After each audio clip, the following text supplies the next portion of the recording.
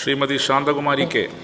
Sir, ഈ പരമ്പരാഗതമായ തൊഴിൽ മേഖലയിൽ നിന്ന് മാറി പുതിയ തലമുറ വിദ്യാഭ്യാസത്തിലൂടെ വന്ന് റോയൽ ജോബുകളിലേക്ക് പോകുന്ന ഒരു അനുഭവമാണ് ഗവൺമെൻറ് ഇപ്പോൾ പ്രോത്സാഹിപ്പിച്ചുകൊണ്ടിരിക്കുകയാണ്.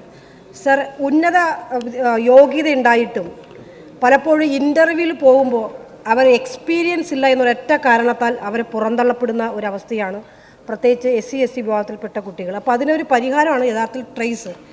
എൻ്റെ ചോദ്യം, ഇപ്പോൾ നിലവിൽ തന്നെ വിവിധ മേഖലകളിലേക്ക് വ്യാപിപ്പിക്കാൻ വേണ്ടി ഗവൺമെൻറ് തീരുമാനിച്ചിട്ടുണ്ട്.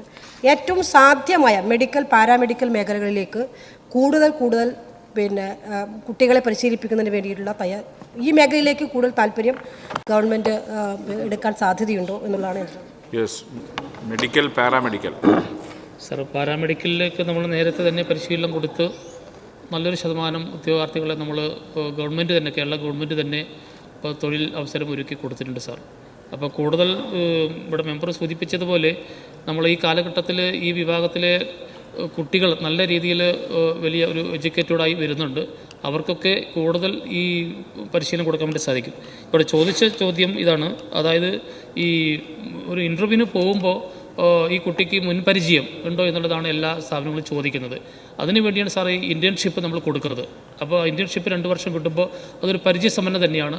ആ രീതിയിൽ നമുക്ക് കൂടുതൽ വിപുലപ്പെടുത്തി കാര്യങ്ങൾ പരിശോധിക്കാം.